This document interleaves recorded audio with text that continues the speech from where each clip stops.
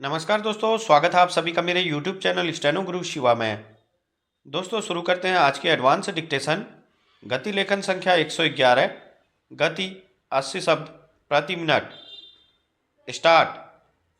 किसी भी बच्चे के भीतर रचनात्मकता की असीम संभावनाएं होती हैं। अगर उसे एक सीमित ढांचे के भीतर समेट दिया जाता है तो उसकी प्रतिभा भी उसी दायरे में सिमटकर रह जाती है।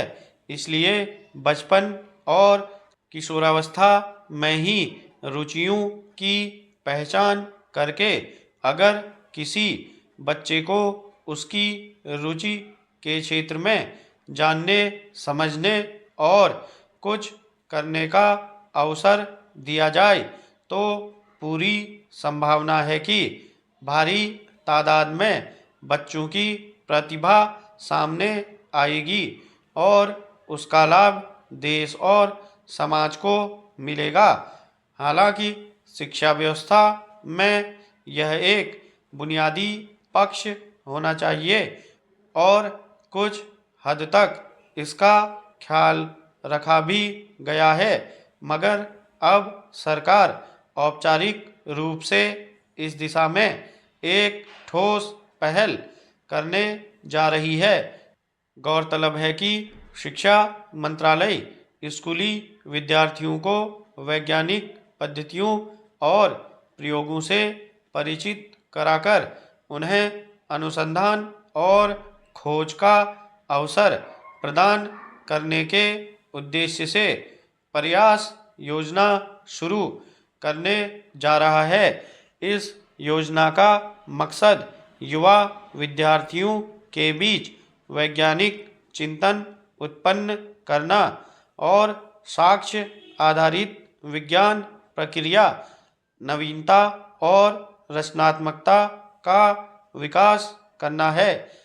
यह एक तथ्य है कि बच्चों और किशोरों में खोजने और सीखने की प्रक्रिया काफ़ी तीक्ष्ण होती है, खासकर अगर पढ़ाई लिखाई के दौरान उनकी रुचि के विषय को निर्बाध तरीके से विकसित होने दिया जाए तो उनकी रचनात्मकता अक्सर कुछ नया खोज लाती है।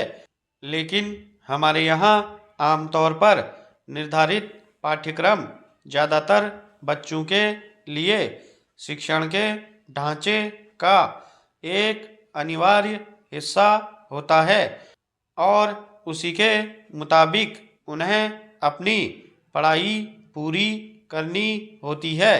इसमें कई वैसे बच्चों की प्रतिभा दबी रह जाती है जिनकी अभिरुचियों को सही दिशा और उसे समझने का अवसर नहीं मिल पाता है, बल्कि इसके उलट ऐसे मामले आम हैं जिनमें स्कूली शिक्षा के दौरान कई बार अभिभावक बच्चों को ऐसे विषयों की पढ़ाई में झोंक देते हैं जिसे उन्हें जबरन पढ़ना पड़ता है।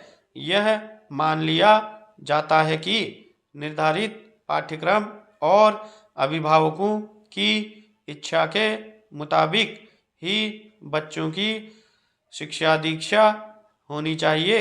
उन्हें अपनी पसंद के विषय में कुछ नया समझाने और सीखने के प्रति हतोत्साहित किया जाता है।